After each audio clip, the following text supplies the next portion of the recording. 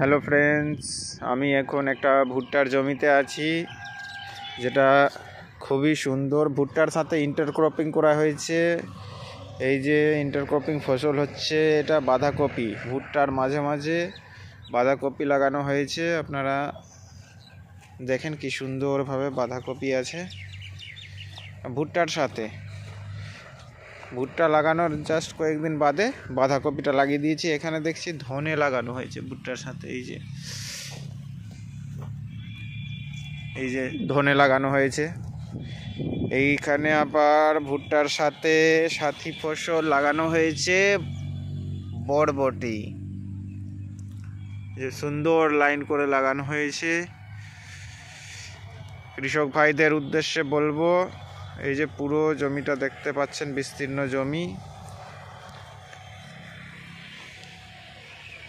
যে আপনারাও এইভাবে ভুট্টার যে গ্যাপ থাকে, সেই গ্যাপে নানান ধরনের অল্প দিনের জাত, যেগুলো 60 দিনের শাকসবজিগুলো লাগিয়ে বাড়িতেও খেতে পারেন। অল্প কিছু পরিমাণ হলেও ওখান থেকে আর্থিক সহায়তা আসবে। এটা আবার দেখছি বাঁধাকপি না, এটা ফুলকপি আছে। এটা ফুলকপি লাগানো রয়েছে, ঠিক আছে। এই যে ফুলকপি আছে,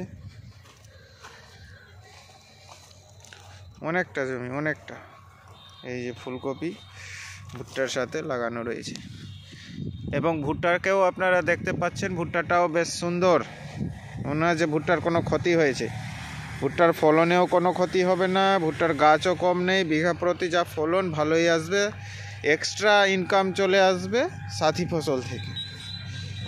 তো কৃষক ভাইদের উদ্দেশ্যে বলবো, আপনারা যদি এই হিসেবে কৃষিকাজটাকে একটু দেখেন, বিকল্পভাবে চেষ্টা করে করার, তাহলে অনেকটা আর্থিক লাভ পাওয়া যাবে।